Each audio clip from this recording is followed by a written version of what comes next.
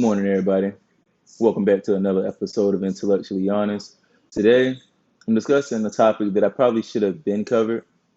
Um, uh, before we before we jump right into it, go ahead and hit that subscribe button, the notification bell, and yeah, we're gonna go ahead and open up. So, uh, if unless you've been living under a rock, Lonzo Ball is still on the New Orleans Pelicans, despite all the trade rumors, despite all the interest really um, in acquiring Lonzo Ball. The interest shown by um, multiple teams around the league in acquiring the talents of Lonzo Ball.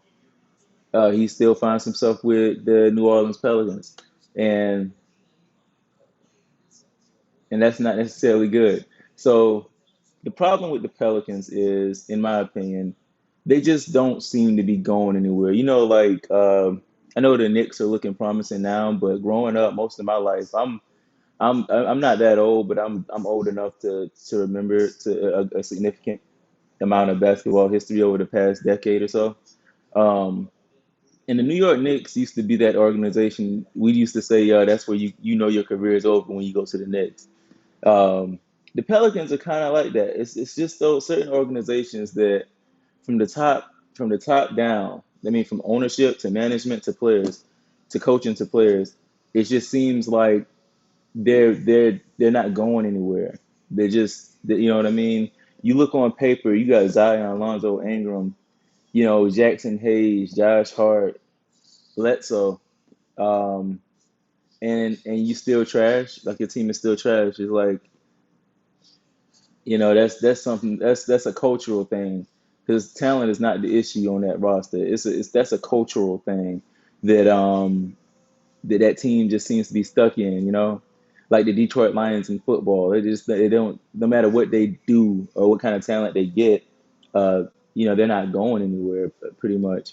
So that brings me to the topic of today's conversation. Today's video is, where should Lonzo Ball go? Because I'm not even going to entertain the idea of him staying he, uh, with the Pelicans. This man is 23 years old. He's like 3 or 4 years out from reaching his prime.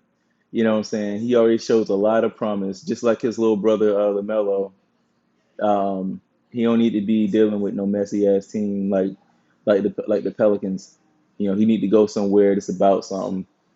So yeah, we're gonna open up. I'm gonna give y'all my three preferred destinations and why, and also like a little, like some pros and cons of each destination.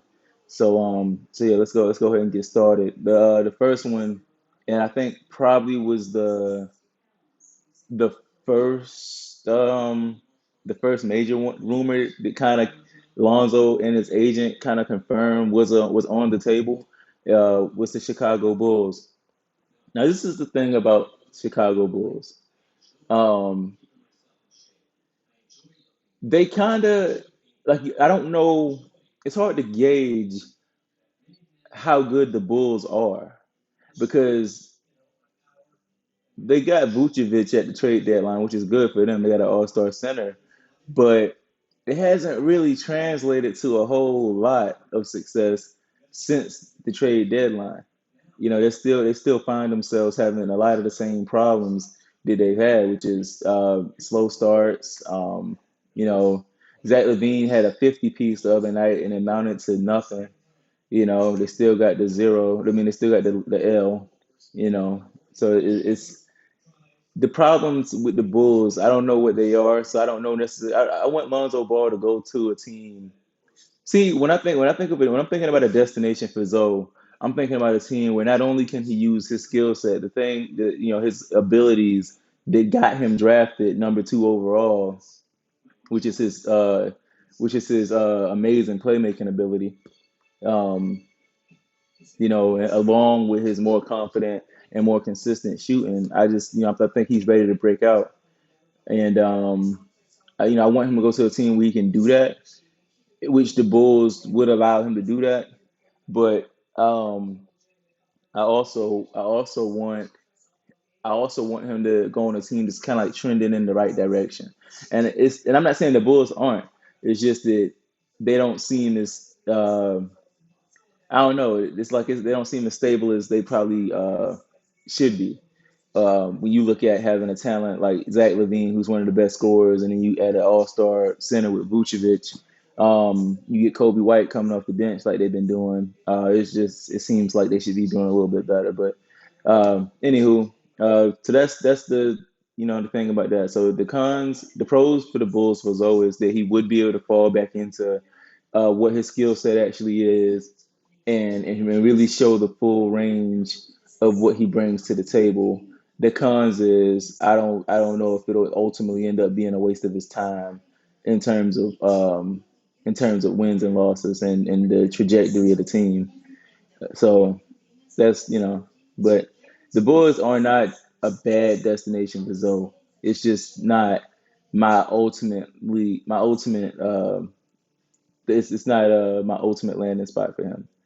Um, the next one I want to talk about is, I'm gonna throw this in there real quick. But this is like more so like an honorable mention, because obviously I think at this point it probably can't happen. Um, and then that's the Los Angeles Clippers.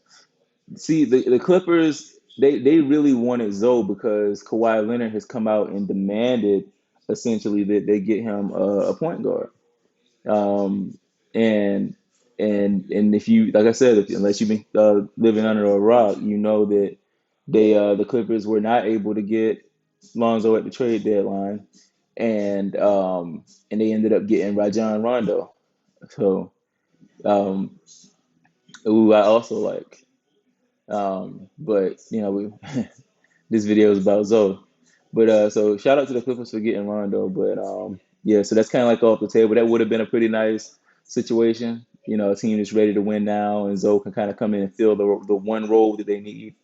That was almost too perfect. So um, yeah, so that's an honorable mention. The next team I want to talk about is the um, the Charlotte Hornets. Now, this is the thing about the Charlotte Hornets. The Charlotte Hornets are an exciting proposition for one main reason, and that's because LaMelo Ball is over there. That's been the goal of the great prophet LeVar Ball since day one, is to get all his boys on the same team. Um, Obviously, the Hornets are in a position to do that the fastest, and apparently he's been on Michael Jordan's ass about making it happen. So hopefully it has the desired effect and not the opposite effect, and making Jordan say, you know what, dude, get the hell out of here and take your son with you. So um and but I don't think Melo's too talented. You're not gonna do that. And so we're gonna talk about the pros and cons with that scenario. The pros and cons with that one is, I mean, the pros with that one is obviously teaming the Ball brothers back up, because if you get Zoe with Melo together, the fans are gonna start wanting it. And Jordan is in the business of making money, um, and that would be the biggest draw in the league. Uh, at least the first month or two, at least. Just based off the popularity and the narrative alone, that would be the biggest draw in the league. And then if they're actually good, um, if they're actually good, you're talking about like one of the biggest draws in sports for the next handful of years. So, like I said, that one's more so like just for sheer entertainment, and of course, they could win. The Ball brothers, the last time they were all three together, they went undefeated, so it could happen. Um, but the cons to Charlotte is that it seems like that coach Borrego, it's like he's not completely sold on LaMelo. I know he came out yesterday or so and gave him kind of like some respect or whatever, but it seems like getting him to do that is like pulling teeth. I've never seen another like top three picks treated the way that the Ball brothers are treated. Like these guys, it's like why it's like I understand wanting wanting to send the message that everything is going to be earned in the league. But if you draft a guy in the top three, really the top five selections, that means that you already see him as a potential franchise impacting player. Like why come in and then act like you gotta protect like your winning culture or whatever? Like I'm not they didn't say that, but that's what they're acting like. They're acting like they're the Spurs or something. And they don't want LaMelo to come in and just I don't like the way so pretty much the cons is I don't like the way they treat like their attitude toward the Ball family seems to be. Because if they feel that way about LaMelo Ball, I can only imagine it being some bull jive when if Lonzo comes there. I feel like they're just that organization. I don't know, but and obviously the pros is you get the Ball brothers together, and you might see the most exciting thing in basketball since the Splash Brothers first became a thing. So. Um, so that's the Charlotte Hornets. And I got another honorable mention I want to throw in there, but due to similar reasons like what I just named for the cons for the Hornets about the problem with the Ball brothers that they seem to have, this honorable mention is an honorable mention because I don't think it'll actually happen due to that same reason, and that's the Golden State Warriors. Now, the rumor had it that the Golden State Warriors wanted Lonzo Ball, I thought that was like a match made in heaven. You got one of the fastest playmakers, like transition playmakers in the league, in Lonzo Ball, running out, getting out with a team that plays fast, and hitting two of the best shooters. When Klay Thompson comes back, hitting two of the best shooters of all time for threes and stuff. It's like you got Curry and Klay just running off of screens. You got to keep up with them all night, and then you got Zoe hitting them with pinpoint. Oh, that's just beautiful stuff in theory. But as I said, the recent news that had come out that the Warriors lied about taking LaMelo Ball. They turned down perfectly reasonable offers for Lonzo Ball. It's like okay, they might have that some resentment toward the Ball family um, as well. So you know, I don't want either of these guys, any of the Ball brothers, to be on a team that's like harboring those kind of feelings about the Ball family because it's always going to be a mess. It's always going to be trouble uh, in the kingdom, so to speak. So that's why the Warriors are an honorable mention because it would be exciting if it did happen, but due to the emotional um, due to the front office lacking the emotional fortitude to deal with the Ball family. I don't think it'll happen. Um, so that brings me to the last destination that Lonzo Ball could go to, and that's the New York Knicks. Now the New York Knicks is that's my ultimate preferred destination for Lonzo Ball. I think that would be like a match made in heaven. I think Thibodeau and Lonzo would speak the same language that defense and effort and all that stuff. I think they would speak that they would be on the same page. And Lonzo and Julius, they already know how to play with each other since they did it when they were kids. Like not like when like during the early days, Lonzo's rookie year and stuff. Um, I feel like everybody knows their role. Everybody would have like a specific role. Where it's like in the Pelicans right now, everybody's the point guard. It's like if you're not a 7 foot center, then you pretty much running point. And Stan Van Gundy's offense. It's like James Johnson just got there, and he's running point sometimes. It's just a lot of and the record shows it. The record shows it. It's just a lot of confusion over there in the Pelicans. So which is why we're even having this conversation. But yeah, Lonzo, I feel like New York, and then with the fans coming back in the building, New York, they would hype that team, and they would feed, and that team would feed off of the crowd. It would just be exciting. Um, so the pros of coming to the New York Knicks is that everything in New York is made bigger. So Lonzo Ball would definitely be a star in New York, along with Jew Randall, Obi Toppin, all them guys that like they would just their lives would just be made a hell of a lot easier with Lonzo. RJ Barrett, I think, would take another step. Um, like I said, I feel like Tom Thibodeau and Lonzo are a match made in heaven, in theory, and I think that would work so well. Um, and and the Knicks are trending in the right direction. Like I said, they had their All Star this year in Drew Randall. They're winning games. Their organization seems stable. Like they seem like they're taking their time and making sure they're making smart moves. Like I heard a rumor that they might go after Cat this off season. So can you imagine an off season, a world where the Knicks pick up Cat and Lonzo? So now you got a lineup with Lonzo Ball, whoever is at the two guard, RJ Barrett probably at the three, Randall at the four, and Cat at the five. Like that's, oh my God. You know what I mean? So, those are all the cons. I just feel like that team is that situation is just made for Lonzo Ball to step in and become what he's supposed to be.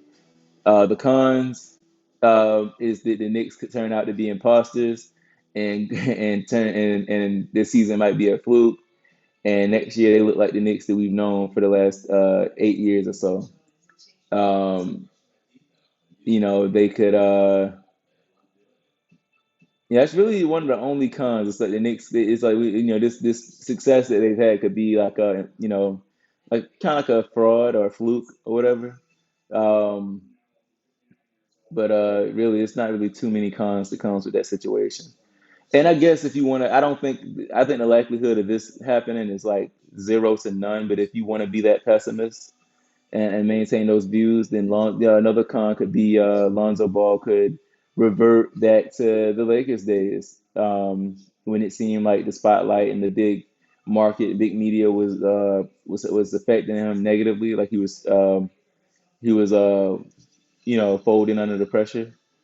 I don't think that's gonna happen. Like I said, I think Zoe's ready for that next. I think those days are gone. I think he's who he is. He's a grown man now, and he ain't gonna let no little short, whatever point guard like Pat Bev bully him.